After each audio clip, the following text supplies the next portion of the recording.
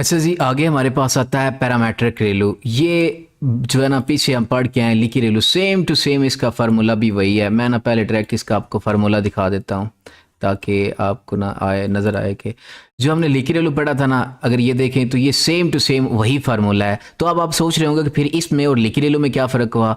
बड़ा आसान है। जो लिकी रेलू था ना, ये भी देखें ना, ये हमने लिकी रेलू में वैल्यू रखी हुई थी 0.01, ठीक है, जो हमने फिक्स अपनी वैल्यू एक रखते थे इसकी, ठीक है। लेकिन जो पैरामेट्रिक रेलू है ना, बस इन्होंने ये कहा कि यार ये जो ए की वैल्यू हम फिक्स क्यों रखते हैं, ये हम अपने मॉडल को देते हैं और हमारा जो मॉडल है वो खुद से सीखेगा कि ये ए की वैल्यू क्या रखनी है। बस यही सिंपल सा काम था कि इसमें क्या हो रहा है कि ये जो ए की वैल्यू है ना, ये वाली, ये एक लर्नेबल पैरामीटर है, इसकी वैल्यू हमारा मॉडल खुद से सीखेगा। क्लियर है? तो यही इसका काम है। इसको हम ना जल्दी से क्लियर कर लेते हैं ताकि ज़्यादा इसके ऊपर टाइम ना लगाएं।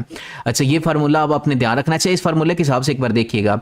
अगर फॉर एग्जांपल ये हमारा फार्मूला है ना, तो इसमें अगर ये ए जीरो हो जाए, अगर ये ए जीरो हो जाए तो ये जीरो जब एक्स के साथ मल्टीप्लाई होगा तो क्या हो जाएगा, ये टोटल टर्म जो है ये जीरो हो जाएगी, जीरो और एक्स है। तो ये तो आपको फिर नजर आ रहा होगा कि अगर हमने ए को जीरो रखा तो ये रेलू की तरह बिहेव करना शुरू कर देगा। किस तरह? रेलू की तरह बिहेव करना शुरू कर देगा। लेकिन अगर फॉर एग्जांपल किधर गया हमारा फार्मूला, ये था ना, लेकिन अगर ये ऊपर लिखा था ना, मैंने कहा कि पहले आपको ये समझा दूं। लेकिन अगर ये जो ए है इसको हमने 0.01 रखा तो ये आपको नजर आ रहा होगा फिर ये किस तरह बिहेव करना शुरू कर देगा, ये लीकी रेलू की तरह बिहेव करना शुरू कर देगा। ठीक है, अगर ये इसके अलावा कोई भी और वैल्यू आई तो फिर ये क्या होगा, ये पैरामेट्रिक रेलू बन जाएगा। ठीक है, तो ये क्या बन जाएगा, पैरामेट्रिक रेलू जो है ना वो बन जाएगा। फिर बता रहा हूँ, ये जो ए है ना, इसकी वैल्यू अब हमारा मॉडल जो है वो खुद से सीखेगा। ठीक है, ये एक लर्नेबल पैरामीटर है। तो आइए जी यार, इसका ना जल्दी से इसको ख़त्म करते हैं।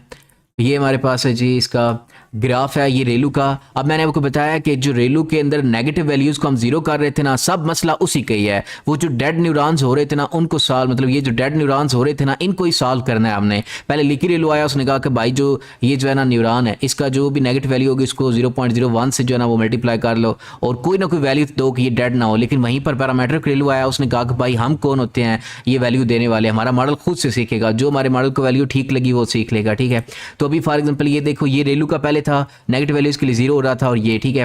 लेकिन ये देखो कि ये लिकी रेलू था, ठीक है, ये वाला जो है ना, ये पिंक टाइप की, ये लिकी रेलू की थी कि 0.0 हो रहा था।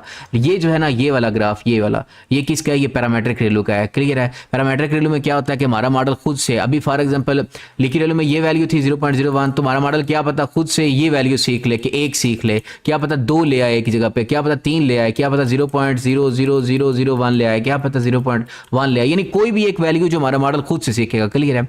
आगे कोई लिखा हुआ है पढ़ने वाला, ReLU is an vast variant of ReLU, इसकी भी कोई अहम चीज़ नहीं है, कोई अहम नहीं, नेगेटिव स्लोप में कोई अहम चीज़ नहीं है। अच्छा जी, आगे देखते हैं। अच्छा, ये इसके डेरिवेटिव का स्लोप है सेम टू सेम लिकी रेलू की तरह है, इसलिए मैं इसको समझाने की कोशिश, इसलिए मैं आपको ज़्यादा समझाऊंगा नहीं। क्या हो रहा है कि जो हमारे पास ये पॉजिटिव वैल्यूज़ होंगी ना, ये ठीक है, जो पॉजिटिव वैल्यूज़ होंगी उनके लिए जो इसका डेरिवेटिव होगा वो 1 होगा, और जो नेगेटिव वैल्यूज़ होंगी उनके लिए इसका जो डेरिवेटिव होगा वो क्या होगा, जो भी हमारे मॉडल ने ए की वैल्यू लर्न की होगी। क्लियर है? अच्छा जी, आगे अगर जाएँ तो हमारे पास सेम टू सेम वही ये चीज़ है जो हमने पहले लिकी रेलू में पढ़ चुके हैं कि ये हमारे पास ये z की वैल्यूज़ आई 0.51, ये भी हमारे पास वैल्यू आई क्या नेगेटिव में -0.81। तो हमने जब इसके ऊपर पैरामेट्रिक रेलू लगाना है तो ये हमारा तरीका है। ठीक है, हमने इस तरह से पैरामेट्रिक रेलू लगाना है। फॉर एग्जांपल यूँ समझो कि हमारे मॉडल ने ये वाली वैल्यू लर्न की है। ठीक है, हमारे मॉडल ने ये वैल्यू लर्न की है जो कि ये मैंने ऐड किया है 0.1। ठीक है, हमारे मॉडल ने ये वाली वैल्यू सीख लिया है। तो अब हमने क्या करना है कि जो पॉजिटिव वैल्यूज़ हैं उनको तो पॉजिटिव ही आने देना है, यानी ये 0.5 आना तो ये हमारे पास 0.51 ही आ जाएगा। लेकिन जो नेगेटिव वैल्यू होगी, फॉर एग्जांपल ये भी नेगेटिव वैल्यू है -0.81, तो हमने इसको क्या करना है, जो हमारे मॉडल ने लर्न की होगी ना ए की वैल्यू, ठीक है, ये भी देखिए हमने अज्यूम किया हुआ है कि ये 0.1 है, ये कोई भी इधर वैल्यू हो सकती थी जो हमारे मॉडल ने सीखनी है। मैं भी फॉर एग्जांपल ले रहा हूँ कि यूँ समझो कि हमारे मॉडल ने 0.1 ये जो ना लर्न किया है, तो हमने क्या कर देना था, सिंपल वही है कि ये जो -0.81 था इसको हमने मल्टीप्लाई कर देना था 0.1 के साथ, तो क्या आ जाता, ये आंसर आ जाना था -0.081। क्लियर है? सिंपल सा काम था। तो ये हमारा जो है ना, ये पैरामेट्रिक रेलू जो था ये वो है। क्लियर है? अच्छा, आगे इसका ये डेरिवेटिव्स की थोड़ी बहुत चले मालूमात है, इसको भी देख लेते हैं एक बार। ये जी इसकी डेरिवेटिव का फिर देख लें कि जो नेगेटिव वैल्यू होगी उसके लिए ये जो ए की जो भी वैल्यू आएगी, ठीक है, जो हमारे मॉडल ने लर्न की होगी वो इधर इसका डेरिवेटिव आएगा, और उसके बाद यहाँ पर जो भी पॉजिटिव वैल्यूज़ होंगी उनके लिए डेरिवेटिव 1 होगा। ठीक है, अच्छा जी, बिहेवियर क्या है कि पॉजिटिव रीजन्स में, ठीक है, सारी वही आएगा 1। क्लियर है? नेगेटिव रीजन्स में क्या करेगा, the gradient equal to a which is typically small positive. अच्छा, एक और ना यहाँ पे मसला बन रहा है, ये जो ए है ना, बेशक ये हमारा मॉडल लर्न करेगा, लेकिन ये टेस्ट में देखा गया कि ज़्यादातर जो हमारा मॉडल ये वाली वैल्यू लर्न करता है ये भी बहुत छोटी सी होती है, क्या पता ये भी 0.000 इस तरह की हो जाए, 0.01 हो जाए। अब ये भी एक छोटी सी वैल्यू है। तो इस समय में ये मसला बन रहा है कि जब हम बैक प्रोपोगेशन करते हैं वहाँ पर भी ना बहुत सारा जब चेन रूल बनता है तो उसमें जब डेरिवेटिव ये 0.01 इस तरह के बहुत सारे आपस में मल्टीप्लाई होते हैं तो वहाँ पर भी हमें क्या होता है, वैनिशिंग ग्रेडियंट जो प्रॉब्लम है ना वो यहाँ पर भी पैरामीट्रिक रिलेशनशिप में भी हमें यहाँ पर सामना करना पड़ रहा है। क्लियर है?